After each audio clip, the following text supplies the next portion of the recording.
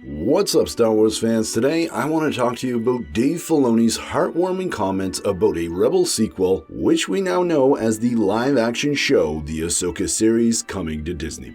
Of course, now there is overwhelming evidence that this story is going to be that story that was teased in the Rebels epilogue where we have Ahsoka and Sabine searching for Ezra Bridger, who I believe in my latest theory has been captured and imprisoned by Thrawn. But more on that in my next video. Let's get to this comment by Dave Filoni, which is going to be loved by anyone that loves the Clone Wars and also Star Wars Rebels. Now, this interview with Filoni was conducted by Comicbook.com quite some time ago, but what Dave Filoni had to say in the interview is now more relevant than ever. Filoni was asked about the decision to finish Rebels with the epilogue, and this is what he had to say. "I didn't want something that wrapped up too neatly for Rebels. I wanted this feeling of adventure continuing, and I thought who better to continue the adventure than these two women who are very compelling in both. You know, it's like a unification of Clone Wars and Rebels, really. Taking those two characters further. I have a great deal of ideas on what they've been up to and where they go. It's really, I think, fantastic."